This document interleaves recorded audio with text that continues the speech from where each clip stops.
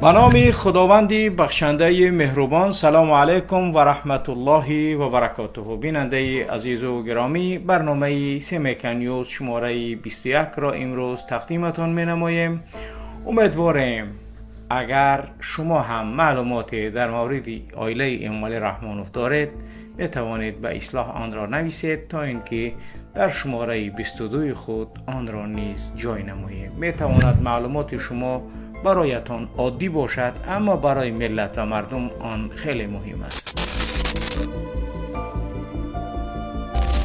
هر شماره سیمیکا نیوز مانندی پردکنی از صحنه فاسدترین خاندان است. اگر مردم در قطارهای نان و آرد سرسان باشند، قهرمانان ما، خداها، دختران و دامادهای رحمانوف با کیهان، انتارکتیدا، بانک ها، خانه های بلند آشیانه و تجارت گوشت و دیگر محصولات مشغولند. شریف بیگ خدای عائله پرچم را به انتارکتیدا میبرد، ولی در دوشنبه گوشت را با نرخ آسمانی میفروشد. اسمت بینی میلیاردها را از راغون به ظرف و طبق تبدیل میدهد. منظور این اسمت بینی یعنی خسری اسماعیلی دست به خیر است. بله، زین الله شریف زاده خانه های مردم را چپه کرده به دامسازها می فروشد. فرزانه رحمان با رالتان خود هنوز از ایام مکتب عشق بازی و تحفه های دلاری دارد. تخمینه باشد با کلتور نعادی خش تاجدین پیروف را از حبس نجات می دهد و باز پسران دوست داشته مثل دلشاد سیدزاده از حالا با کرسی های وزارت آماده کرده می شوند. همه این بازی بیننده عزیز و گرامی تنها یک معنی دارد: ملت در زیر ظلم، ولی سیمیکا از پیریخ تا قصر، از کیهان تا قصابخانه هر جا ایزی خود را می گذارد. برنامه را طبق معمول از خبرهای سیمیکا شروع می کنیم. اخباری سیمیکا نیوز. شریف بیگ خدای رحمان باز چی را گرفت؟ شریف بیگ دولتوف خصوصی تخمینه کلیوپاترا و پدری ظریف بیگ کلون چند پیش اعلان کرد که قصد دارد عکس‌های امامعلی رحمانوی خدایش را تا به کاسموس برآورده چسباند. انا خدا. تابستان امسال باشد. یک نشریه چاپ دوشنبه نوشت که شریف بیگ دولتوف جهانگرد تاجیک تا قطعه انتارکتیدا رسیده پرچم تاجیکستان را در نقطه بلندترین این منطقه یخبسته پرفشان کرده است. او در دایره سال بین المللی حفظ پریخها، یعنی این پیشنهاد رحمانوف است، در دستگیری و هم‌آوازی برای این پیشنهاد، چنانه که در این سال هم در یعنی سازمان ملل متحد از همون پریخها گفت. امیر قطر هم میبینه دستشم قپا پریخ میگه. خب دیگه خداشم باید اون پریخها یکون کار کنه. شریف بیگ دولتوف با این خطعه سفر کرده با تأکید ایده وحدت منطقوی در برابر پرچم تاجیکستان همزمان پرچم های کشورهای همسایه ازبکستان و قرقیزستان و قزاقستان و ترکمنستان را نیز پرفشان کرد. نماینده این جهانگرد ببینید که اکنون این شریف بیگ ماشینی که گذرا نماینده هم داشته است. در صحبت با آزیا پلوس از نام او گفت راه به سوی انتارکتیدا آسان و ساده نبود. برای رسیدن به قطعه سرترین ما را لازم آمد که یک چند کشورهای قطعه امریکای لاتینی را گذرم. پس از این من به انتارکتیدا رسیده طریق کشتی 4 روز در اقیانوس سیاحت کردم، گفته است او. هنگام سیاحت او شخصا با عاقبت‌های تغییرات اقلیم از نزدیک آشنا گردیده تصمیم گرفته است که توجه جامعه جهانی را با مسئله با سرعت آبشوی پریخها جلب کند. طی چند سال اخیر از 13,000 پریخ کشور ما که منبع اساسی تشکل یافتن تا 60% ذخیره‌های آبی آسیای مرکزی را تشکیل می‌دهد، 1,000 عدد آن پر آب شده است. حالا که تاجیکستان کشور صنعتی نبوده، حصه آن در حجم عمومی پرتوهای گلخانه‌ای ناچیز است. وقتی رحمانوف ای پریخها میگه، شریف بیگ دولت چه کار میکنه؟ برای پریخها رو آموختن، مردم برای فهموندن این خیلی کار میکنه. در سال بین المللی حفظ پریخ‌ها این اقدام بخصوص مهم است. این اقدام اهمیت خاصه دارد. طی سالهای صاحب استقلال پرچم ما در گوشه‌های گوناگون جهان حتی قریب 7 ماه در کیهان پرفشان شد. همه این منبع افتخار ملی، رمز وحدت و افتخار و سربلندی ماست، گفته است او. بله، خود این جهانگر داخل ناخونک به این نشریه گفته است که где бы я не был, я всегда держал в руках флаг Таджикистана. Показывал неповторимые поэзии нашей страны и фотографии лидер нации, представляя землю наших предков. خوب بله، خواننده و بیننده اصلاح خوب میدانید که ما درباره شریف بک خدای رحمانوف بارها نوشته بودیم که این یک انسان دیوس است که زن خودش مادری فرزندانش را انا همین خشتومانی تخمینه یا اینکه اوچای همی ظریف بکی کلی نکشتگیه و حتی تجارت های دوستان نزدیکش را بعد از آن که تخمینه را که پسر یار محمد گلوف سابق وزیر پیشبرام طلاق کرد و آوازه بعد پاییش تاجیکستان را فرا گرفت به ظریف بکی پسرش داد. انا پس از آن شروع به تصرف کرد و فکر و ذکرش فقط اندوختن ثروت است و حاضر است به جای کاغذ تشناب با زبانش مقعد رحمانوف را تازه کند. مهم برای شرایط دهد که پول جمع کند. اخیراً برای وی البته با عوض خوش آمد و کنلسی هایش واردات گوشت از خارج را به شریف بک دادند. منبع اصلاح گفت که واردات فروش گوشت بلاروسیا را در دست شریف بک اوتای ظریف بک شوهری تخمینه دادند. اول در دست دیگر کس بود که نرخ کیلوی گوشت تا به 70 و 75 سامانی پایین آمده بود، اما شریف بک جقید گرفت بیزنس و مناپولیا کرد و قیمت گوشت را به 90 و 100 سامانی تغریش کرد. حاضر گوشت را از قزاقستان آورده ایستاده است. بچه ها می آرند ارزانتر، آنها را میجقه و نمیمونه. این حصار یا مناپولیا کردگی است تجارت گوشت را. ولی رحمانوف هر روز هم میگوید چرا گوشت قیمت است. گوشت دست قدای تای بعد قیمت نشوه چی گپ شوه. شریف بک دولت بک در بعد همه زدگی ای لوبای بیزنس در بنیشه تقاندگی است. تاجرها را سخت غم میدهد. بله، اکنون می رویم بر از اخبار دیگر. اسمت بینی خسری اسماعیل پینگوین.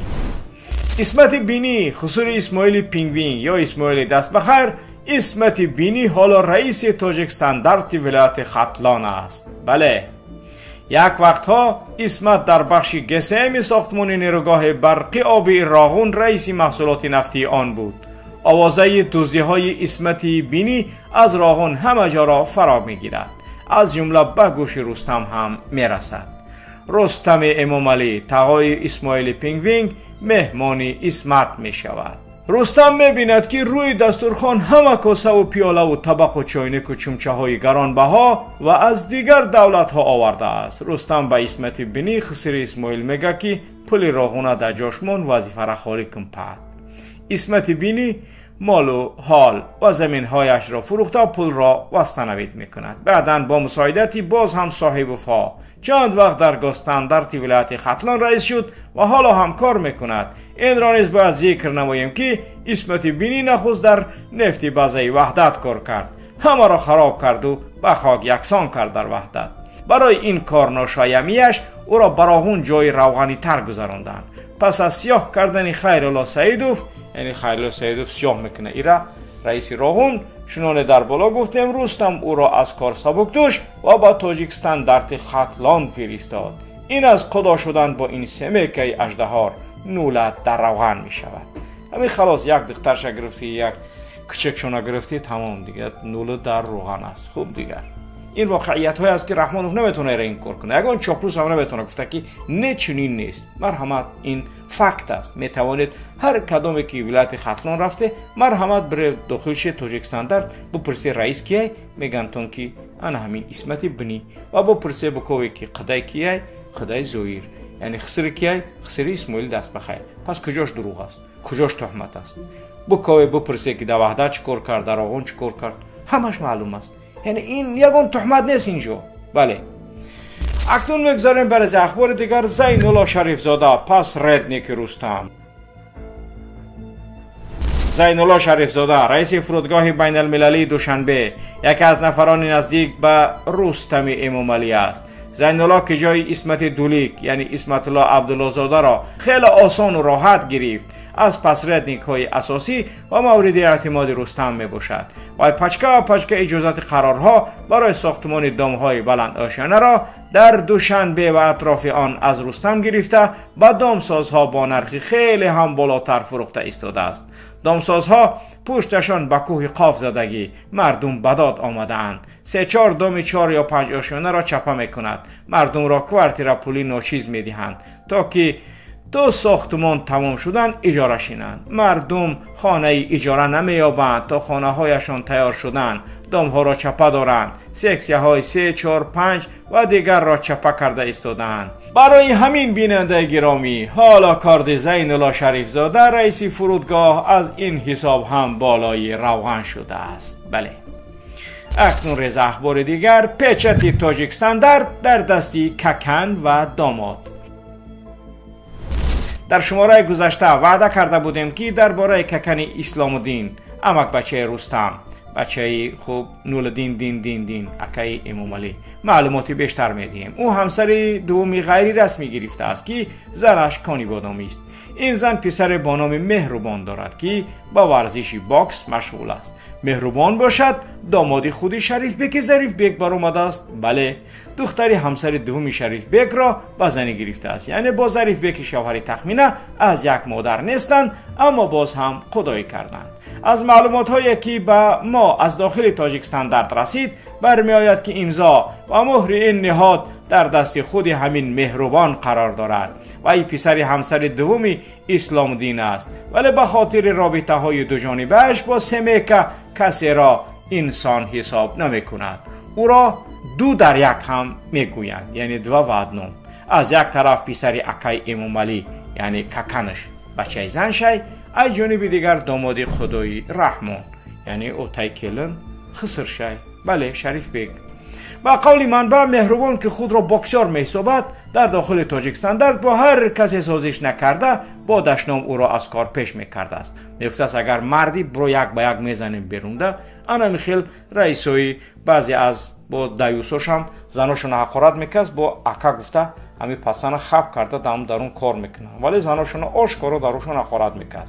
پس از چند ماه باشد به امریکا همین مهربان برای تمرین و مشق‌های ورزشی سفر میکرده است. بله دیگه، خوبه که معلوم است دیگه دوینوی ای آدم دوینوی خشته باش دیگه. اکنون میگذاریم برای اخبار دیگر. دلشاد سعیدزاده وزیر آینده. چند روزی پیش رسانه ها نوشتند که دلشاد سعیدزاده رئیس فدراسیون کوهنوردی ورزشی و شخ پیمایی تاجیکستان انتخاب گردید. در خبرها آمده است که این تعیینات در مجلس عمومی غیر نوبتی انتخاباتی تشکیلات جمعیتی فدراسیون کوهنوردی ورزشی و شخ پیمایی تاجیکستان برگزار گردیده است. سعیدزاده از جانب اعضایان فدراسیون یکدلانه انتخاب گردیده است. گزارش داده از کمیته ملی المپی تاجیکستان. دلشاد سعیدزاده میدونید پسر کیست؟ پسر مراد تلخ، پسر مراد سعید، سردار دسته محافظان امامعلی رحمانوف و از دوستان نزدیک و بچگی رستم امامعلی می باشد. و در سال 2020 وکیل مجلس شهر دوشنبه انتخاب گردیده بود و تا سال گذشته در مقامات مختلف وزارت مالیه یا دارایی‌های تاجیکستان کار کرده و ماه می سال 2024 با یک قرار امامعلی رحمانوف معاون وزیر مالیه تعیین گردید. دیدید بینندگان گرامی، معلوم است که به اختیار دلشاد واگذاری این نوع ورزش به جهت و به فایده یا اینکه بدون مشخصا نیست. معلوم است که به اختیار دلشاد واگذاری این نوع ورزش معلوم است دیگر برای همه. تمام نمودهای ورزش تاجیکستان را اعضای سمیکا و نزدیکان آن تصاحب کردند. دو سبب دارد. یکی از وزارت و کمیته ها با آنها سرمایه گذاری کرده می شود و یکی دیگر این است که صاحبکاران بیزنسمن ها را مجبور می کنند که سرپرستی کنند و نیز از حساب مقامات بین المللی این نوع ورزش هم کمک های کلان به دست می آورند. گفته می شود که دلشاد را برای حکومت رستم امامعلی آماده کرده ایستادند و شاید رئیس یکی از بانک ها یا وزیری مالیه کشور تعیینش کنند. خوب، اکنون میگذاریم به ریز اخبار دیگر. انور تکستیل، رستم و عزیز ما. انور تکستیل یا انور کلا یک وقت سخت زیر فشار رستم و عزیز ما ماند. خود انور نقل کرده است که بسیار هم سخت ترسیده است و نمیدانسته است که چی کار کند. اگر پرویرکا میکنند او چاکوما فلان میکنند. دستکلادای درونم نارکوتیکای تجدین پیرو بود. قطعی یراقهای تجدین و دودرش غلام که ای وقت چستی 35 نولدی سهراب قاسی مونده بودند. یک هفته در آب و عرق گم بودم، باور کنید. قفام کنترل بود، جنبیده نمیشید. دودرما مقصد دودرش دامادی نوردین نی اکای پرزیدنت زفره زنگ زدم، گفتم سراچ نخه بیا خانه. دودرم آمد، گفتمش که وقتش ده خاطری آبروی ما و سوموی ما تر اکای جناب نوردین دختر شد. امروز ما در ای پلاژنیایم. بچه نکنین نومردی، برا زن تگیر برین یگان علاج کنین، جان ما خلاص کنین. انور گفت دودرم رفت. 2 روز زن شزاره کرد دختر نوردینه، با بیوای حرام رفت خونه امکیش پرزیدنت. 2-3 روز همونجا موند و چیزی گفت که با یک کودک ریخو یعنی رستم و او بیوای بدنفس از ازمای گازت خونک دمشونه گرفتن. پاعتای گشنه همون ترام 20 گکتر تکستیلی مرا گرفته با گروزیتون کردن که 2 گاسنیسا میسوزی میسپوری شهرده. رها رست گاسنیسا هازی کار ندارن، پولی وضعیتون بزیبه. این کودک ریخ یعنی رستم کنی آتش با درون در تلبندگی. وقتش ده مرا گفته بودن که ای اولاد اولی کنی همه تا میدرونن، بیاین یک شویم و یک نیمش کنیم. ایمو مالی را مای احمق باشه ای دنغرگی ای موژیک این موژیک فلان کد همه مونه. سهراب قاسم دارو کتی کشت، دیگه دنغرگی ها را صاف مرخ کدگی ای. بله.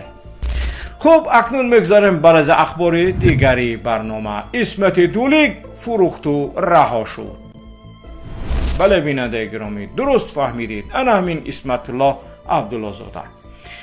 اگر خواهی جان تخری چند قمتونی مردم فروش. این توصیه یکی از مفتشان پرونده اسمت دولیک با او بود که در 5مین روزی محکم کردنش به اسمت داده است. هم آن نامه اسمت که در اصلاح چاپ شد و بیننده گرامی آن را دیدند و در یوتیوب بیش از 50,000 و در فیسبوکی اصلاح بیش از 260,000 آدم این نوار را دیدند. کامل میرزا علیف طلب کرد که 11 میلیون دلارش را برگرداند تا به حساب دولت خوانده شود، حسابهای امام علی رحمانوف. خب همتون دیدید، گذران و سبب رهاییش گردید و با 3 نامه دیگر درباره چند نفر نزدیکی خود رحمانوف را محض تفتیشات به اسمت دولیک توصیه داده است. اسمت دولیک هم این نامه ها را توانسته است از سیزا با واسطه دوبک ها. خب شرح میکنم. دوبک ها با زبان مسکونی سیزا گروهی کارمندانی عادی اند که در دالانی پرادال می ایستند و کامره ها را نظارت میبرند. با محکوم شونده ها غذا، سر و لباس میبرند. به نفرانی نزدیکش روان کرده است. بله. البته مفتشان بیننده گرامی این توصیه را به همه نفران متهم میکنند وقت زندان میکنند تا که بعدا مکتوب هایی که از داخل زندان روان میکنند آنها را دستگیر کرده باز گپ و کار معلومات های نو به دست آورند. یعنی این یک متدی معمولی کار تفتیشات است. اما در بعضی حالت ها دوبک ها مردی میکنند و مکتوب ها را به ادرسی در کاری برده میرسانند. به تفتیشات یا اپراتیونیکای اویدی مکتوب چیزی نمیگویند. بدون شک بر عوض پاداش و مبلغ کلان. اسمت دولیک در مکتوب اولش با چند نفر از جمله عزیزمای گازت خونک، شیرعلی کبیر و برادرش که معاون حسن آریان بانک است، شهرزاد هیوری تخمینه کلیاپاترا، یوسف رحمان، بیگ صبور، نصرت بیتورسک و چند دیگر هشدار داده بود که دیگر خاموش نمی ایستد و ضبط نوارهای آنها را با شوری موری ها به کلانشان می رساند. یاردمچی حسن آریان بانک خال میرزا گفته است که فلان رئیس گردم تونیس اکی اسمت برآوردن. یعنی رئیس حسن میگن. رئیس با یک بار دیگه نشان داد که پیری کورای رئیس سری وقت قطعی اپای ازاده خودشید اگنه احوال رئیس گرینی میکنن. بله. کرامتالله بچه اسمت دولی گفته است که آتم 4 فلشکای 64 گیگابایت و باز چند دیسکی دیگه داره که همش زپیسای آدمونی کلانند. موندگی ای که ما کپیا کده در دست موندگیم آن نشانه یک دشتم میکنه و همی یگون کار آتما کنن بعد بینن چی گاو میشوه. من رنگی بچه کلی رجب یعنی رجب علی آدینه زاده یعنی امید 88 نیستم که خواب کنم همشه راست محمد اقبال صدرالدین در روی میکنم یک ماه فقط دم بدون برنامه میکنه اصلاح ده. انا با رستم شکوف قطع اولادش میبینه توی تماشا را. اکای حسن خودشم خید کرد که یا راست تک شکفتستن.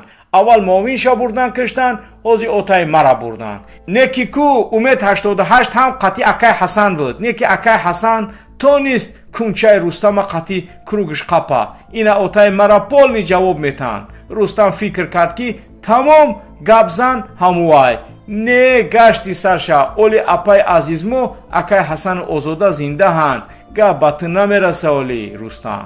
بنابر خبرهای رسیده کرامتالله بچه اسمت دولیک مظفر یوسفی را یا تل تونده که وقتی که اوتای ما بود فقط نول دروغان بود.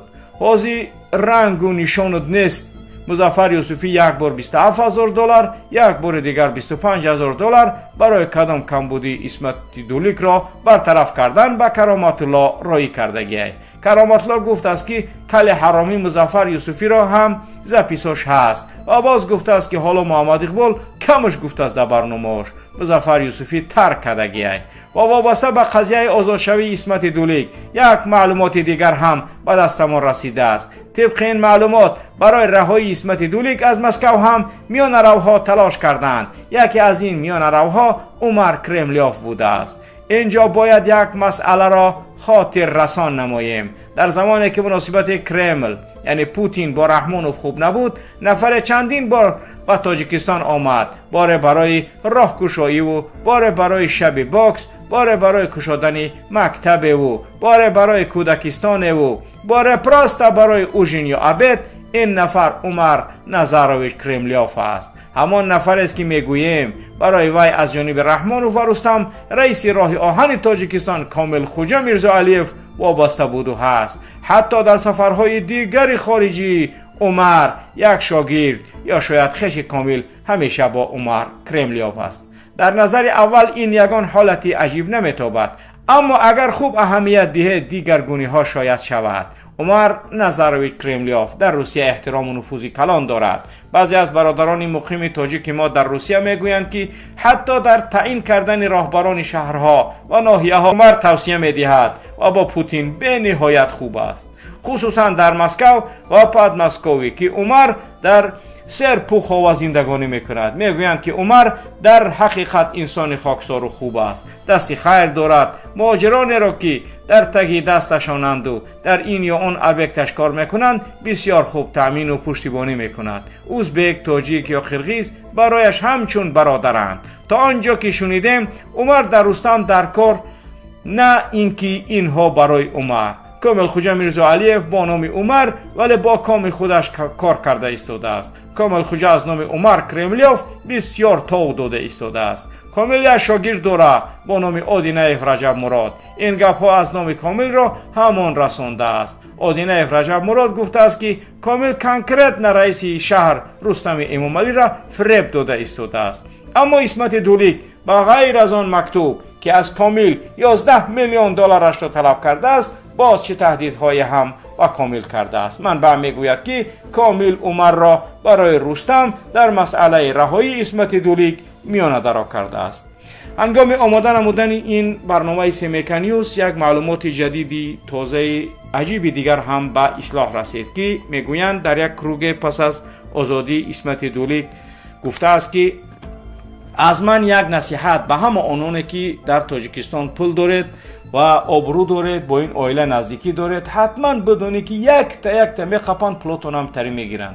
هر کدامید که عقل دارین برین تاجیکستان اینجا جای نیست. تا وقت این عائله در سر قدرت یگان تاجیک ده جای زندگانی نیست. ما گفتم تون شما شنیدین. بله این معلومات از خودی اسمت دولیک برای اکثر آنانی که در تاجیکستان فعلا پول دارند و زندگانی میکنند این یک پیامی واقعا هم جدی است. خب اکنون میگذاریم به قهرمانی این برنامه، فرزانه رحمان و رالتون. این نفر که معلومات مذکور را دسترسی اصلاح کرد گفت که رالتون و فرزانه هنوز از سالهایی که فرزانه طالبه مکتب بود با هم بودند و امروز و تا به حال با اونی که فرزانه همان است و ما از این کار خبر داریم. سال 2012 من 17 سال داشتم. یک جوره داشتیم با نام که او را رالتون میگفتیم و از دوشنبه از نزدیکی های منطقه مشهور به گلازنوی بود. بچه بای و سندور نبود، لیکن کدام همسایه‌شون بای بود. آن سالها دختر این همسایه‌شون که مایده بود او را برای درس به لیسه پرزیدنتی برده می آورد. برای این کار همسایه‌شون به رالتون معاش میداد. من خودم در تریتوریا کینوتئاتر آرلیانوک زندگی میکردم. رالتون از من 3 سال کلان بود. این قصه را او در پیش بچه های گلازنوی و آرلیانوک حکایت کرد. این بچه ها را میتوانم نامهایشان را نویسم، اما خوب میشود که شما در برنامه اتون ذکر نکنید. رالتون در همین وقتها با فرزانه شناس میشود. شناسایی و رابطهشان در آن وقتها فقط در لیسه پرزیدنتی بود. روز از روزها رالتون آمد و در نزد ما گفت که فرزانه $2000 پدرکش کرده است. از خرسندی قریب که میمرد رالتون با فرزانه میگوید که من صغیره کمبغلم فرزانه جان، و فرزانه از کشلاکش میبرد $2000 میتیش. بعدتر با وی ماشینی تویوتا خرید. یک روز رالتون با بچه ها گفت که حالی میبینین من خیلی آدمی بالا میشم، بعد دیگه خیلی دستگیریتون میکنم. سال 2013 من به روسیه آمدم و تا به حال بچه ها میگویند که رالتون از پشت فرزانه خورده گشته است. هیچ کس را پسند نمی کند. از منطقه گلازنوی کوچیدند، با کجای دیگر رفتند، بچه ها دیگر نمیدونند. لیکن رالتون خودش زود به آرلیانوک و گلازنوی می آید با ماشین های گران ارزش و بچه ها را خبر می گیرد. لیکن اگر تمام اولاد آنها را فروشی این خیلی ماشین ها را خریده نمی توانی. رالتون یک بچه جنگیلموی قدش تقریبا 1.70-1.75 سفید پوست، شرابی و نشأمند است. رالتون با فرزانه گفته بود که این خواهری منای نه همسایمون. از بس که به اتوبوس و تاکسی کودک همسایه‌شان را به لیسه پرزیدنتی میبرد، برای همین فرزانه ماشین تویوتا خرید. بعد راب چگونه این ماشین را خریده بود رالتون داد نمیدونم، ولی این گپ ها را از خود رالتون ما شنیدیم. مویهای جنگله داشت، برای همین رستم رالتون لقبش مونده بودند. بچه ها میگویند فرزانه حالا هم با رالتون رابطه خوب دارد. رسیدیم به قهرمانی مهم این برنامه، تخمینه کلیوپاترا و تاجدین پیروف. یک مقال مردمی هست که میگویند خوب دیگر فلان خوب قنات است. یک رفیق داشتم، بیننده گرامی، ما هم نمیخواهیم با چنین الفاظ، ولی واقعا خب در نهایت این براتون باز هم بیشتر شرح میدیم، ولی دقیقاً چنانه که آمده است ما دیگر نمیدونیم چگونه بگیم، چون که این عائله یعنی ضمیرش چنین است. یک رفیق داشتم در مسکو دانشگاه کشاورزی دوشنبه را ختم کرد، رفت مسکو، اونجا اسپرانتو داخل شد. ای دوره اسپرانتی تا حالا که اونجاست دکتر علم شد، راهبرانش فقط زنها بودند. بسیار وقت مزاح و مسخرهش میکردم که هم میدونیشی تو در کلد نو در فلانتای. بسیاری ها ای پشتی انا همین مردیشون با خیلی از موفقیت ها نائل شدند. برای مثال همین امروز هم کدام دخترای پیشوا را خوب خوشرو خیریگه فهمیدید دیگه مخره میگرده. تخمینه رحمان چندین نفرها را که کدام وقت با وی کلتور عادی کرده بودند مزه آن تا حال در تخمینه هست. کمک های زیاد نموده، حتی از حبسی 100% تخمینه آنها را رها کرده است. تاجدین پیروف رئیس بانک رشد تاجیکستان یکی از لوبیم چیک‌های تخمینه است. زمانی که تاجدین پیروف نامدار بانکری شماره 1 و بعداً تخمینه هم سیراب و سرطلب بود، از معاشقت آنها در دایره معین آگاهی کامل داشتند. تاجدین پیروف بر عوض $5 میلیون سالها پیش بانک رشد تاجیکستان تخمینه را که درونش یک خیران هم نداشت خریده بود. می شود گفت که فقط اسناد بانک را خرید، اما امروز محض همین بانک سبب شده که پیروف را در کنار جمشید زیایوی تاجیک پرام بانک به زندان نکشند. و یا مثلی مراد علی مردانی رئیس بانک ملی و رئیس اگرا اینوست بانک تایید روسی نسازند، چون که تاجیک صادرات بانک پیروف نیز مثل همین بانک ها از مردم صدها میلیون قرضدار است. چطور خود تاجدین پیروف در یک محفل اونس یعنی اوسکی کروگ نقل کرده است، تخمینه هر روز زنگش میزد است بیا رویم یگانجا دمگیری میگفته است. دوبای و ترکیه رنگی خانمان شده بود گفته است تاجدین پیروف. یکاترینا در پیشی این تخمینه باور کنید چیزی نبود گفته است. اوه چند قخه دیگه بیزار میشدیم. یک خیلی وقت هوشم را با دیگر چی و دیگر سمت نگرفتم که افتخنکی تخمینه را در این وقت نبینم. بعد یک دیوانه های با همون وقتا یوش بود پیت میکرد در لیفت در پارکوفکا در درون ماشین در لوبای جا باور که همینطوری میگفت. مرام همون شب و روزا کارم پیش روا گفته زبان تای دهن میکردم کار میکردم. یکی اگر میفهمید تخمینه که ما در دوبای یا در ترکیه هم میپرید میرفت. خب تخمینه چند بار پرسیدم که رنگی ما چند تا داری تخمین؟ میگفت تخمینه که تو کار تکن پیشی تو دم کو واشتا چی کار داری؟ تاجدین گفته است که بسیار وقتا تخمینه قطعی در کوارتیرم که در دومی نهوشیانه رو بروی چوم است که حاضر در تکش کافه سه گفردو است کیف میکردیم. وقتی با دوشنیا کردن تاجدین و چیز و شورهایش را گرفتن سر کردن، تاجدین میگوید که زنگ زدم تخمینه را و گفتم سراچ نبینم تا رفتم شیناندم ماشین در راست ورزاب داشت 2 سوتکه فقط خدمت تخمینه را کردم. خیلی دیگه فهمیدی یک بسیار تفصیلات است اوش لازم نیست. بعد گفتم خاطری مرا کنه میبینی خاطری امی میده کابینه قلند. بعد تخمینه تلفن گرفت و با کسی زنگ زده و پرسید کجاده میام حاضی راست پیش آزاده رفت.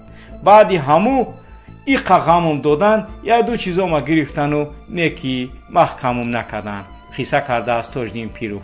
تخمینه گفته است که تا وقتی ما هستم تاج بخیر بگرد. از روی بعضی خبرهای رسیده تاجدین پیروف گفته است که بعد یا وقت بعدی قطعی تخمینه همیکاری کارو کردن چی ویروسی قبیدم که 6 ماه تبابت کردم با گمشی. بله بیننده گرامی در دست اصلاح ثبت این سخنها محفوظ است. آنچه قصه شده است ثبت این در دست ما هست و اگر خواسته باشند میتونیم ثبت را براش یعنی تقدیم کنیم تا اینکه از زبان همه آنچه فحشام برایت خودتان با گوشهای خودتان شنوید. خوب ما قصه های سمیکا نیوز بیننده گرامی براتان بار دیگر میگویم شوخی نیستند. ملت عزیزم هر خبر و آوازه هر اشارت و بازی قهرمان های آن رویداد زنده و واقعی کشور است. تا دمی که قدرت در دست همین اولاد پلید است مردم با چنین اخبار سمیکا زندگی خواهند کرد. خواهید نخواهید این از پیشوایی آنچه که پیشوایش میخوانید. حالا ما اکثر قسمت های فحشی آشکارای آن را پرده پوش برایتان آوردیم. در اصل باور کنید چون روسا میگویند پراستا کشمر است. خوب بیننده عزیز و گرامی این بود برنامه 21 سمیکا نیوز و امیدواریم در ارسال معلومات های دیگری که از این عائله دارید حتما به اصلاح فرستید تا اینکه در شماره 22 آن که واقعا شماره 22 و 23 درجه رحمانوف است میدونید هر چی میدونید از رحمانوف هر چی میدونید از این عائله چون که ما باید 2 برنامه داشته باشیم یکی برنامه دین رجدین یا زادروزی رحمانوف و دیگری چی باز هم برنامه 22 چون که این 2 برنامه از یکدیگر باید جدا باشند در اصل. خوب در گذاشتن لایک ها و انتشار این برنامه ما را همراهی نمایید. با شما بود محمد اقبال صدرالدین. سلام علیکم و رحمت الله و برکاته.